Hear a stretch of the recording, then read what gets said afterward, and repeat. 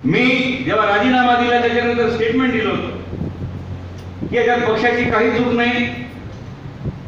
ज्या पक्षाची राज्यात सत्ता आहे, देशात सत्ता आहे, अशा भाजपच्या लोकांनी 4.5 वर्ष शिवसेनेला, या महाराष्ट्राच्या जनतेला, या देशातील जनतेला भेटीत धरायचं काम केलं. कुठलेच चांगले निर्णय घेतलेले नाही.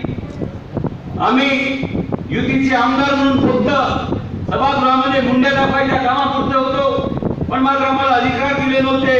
आमच्या खासदारांना अधिकार दिले नव्हते. आमच्या कमिट्या सुद्धा नेमल्या गेल्या नाही 4.5 वर्षापासून. अशा परिस्थितीमध्ये ज्या लोकांनी स्थानिक निवडणुकीमध्ये आमच्या विरोधामध्ये भूमिका घेतल्या, जो माणूस लोकसभेमध्ये युतीचा उमेदवार म्हणून निवडून येतो आणि स्थानिक लेवलच्या निवडणुकीमध्ये भद्रावतीमध्ये 10 दिवस जाऊन वास्तव्य करणं आणि त्याच्याने त्याला 4 सीटाच्या वरती जाऊ शकले नाही.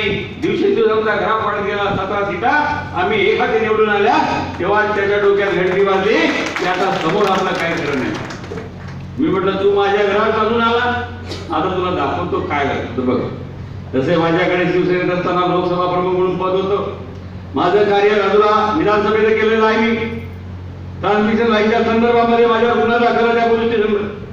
तुमच्या वणीमध्ये तुमच्या काही भाग नगरपालिका एरियामधला त्या नगरपालिकेत जोडला नव्हता.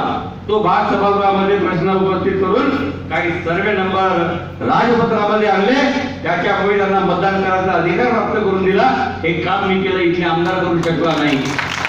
त्यावेळेस सीओ होते, त्या सीओने मला सांगितलं की भाऊ म्हणजे तुमचं ते पत्र आलं, त्या पत्राचा रिमार्क एन्डोर्समेंट कॉपी आमच्याकडे आली आणि आम्हाला सांगितलं की ताबडतोब हे सर्वे नंबर आमच्याकडे तुम्ही पाठवा, कारण आम्हाला हे मगप करायचं आहे, जोडून घ्यायचे आहे. आम्हाला वणी नगरपालिका क्षेत्रामध्ये वाढ करायची आहे. काही सर्वे नंबर ज्याचे वाढवून ठराव त्यांना द्यायला लावला. हे काम आम्ही केले. विद्यार्थ्यांचे ऍडमिशनचे प्रश्न असो त्यात सुद्धा आम्ही पुढे मागे आलो. या भागात ट्रान्समिशन लाईनचा विषय असेल तिथे आम्ही पोहोचला कोरपाण्यापासून तर इकडे या भागामध्ये नारायण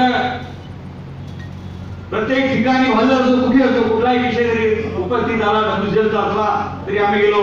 मी पण त्या आर्धी भागामध्ये, घाटाची भागामध्ये सुभाषभावांनी मी आता एका मीटिंग अटेंड केली. आम्ही त्या मीटिंग मध्ये सांगितलं की शेतकऱ्यांनी माझा सत्कार केला होता, पहिला व्यक्ती असेल असे ते शेतकरी बोलले. कारण त्याचे 2016चे 4 कोटी मी त्यांना 2018 मध्ये मिळवून दिले. एक कलेक्टर मीटिंग झाली. मला काय नाही दिलं. मी शिक्षकांसाठी सोलापूरमध्ये आंदोलन केलं. त्या जिल्ह्यामध्ये मी रेल रोकोचं आंदोलन केलं.